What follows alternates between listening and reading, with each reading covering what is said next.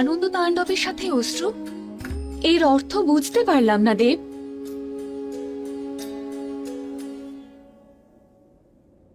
আনন্দ আর অশ্রু একই সূত্রে বাঁধা গৌরী।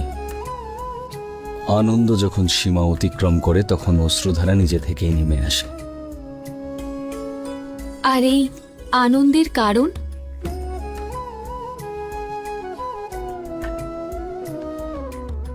উপকূলের আনন্দের কারণ হলো তাকে ছুঁয়ে যাওয়া নদীর জলরাশি গৌরী, আর শিবের আনন্দের কারণ হলো তার সাথে সম্পর্কিত শক্তি, আর সেই শক্তি হলে তুমি গৌরী।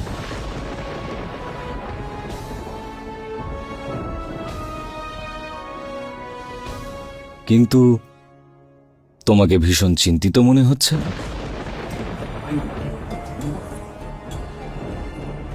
এই চিন্তার কারণ হলো এক অদ্ভুত স্বপ্ন। হতে পারে যে আমার এই আনন্দের কারণ তোমার দেখা ওই স্বপ্নই।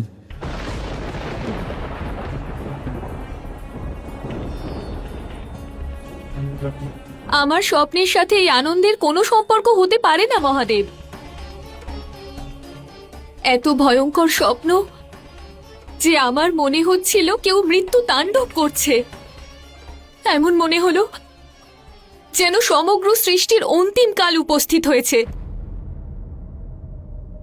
অন্ত?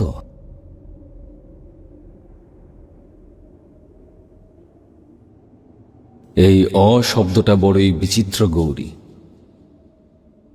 অতে যেমন অন্ত হয় তেমনি আতে আরম্ভ। অতে যেমন অন্ত হয় তেমনি আতে আরম্ভ।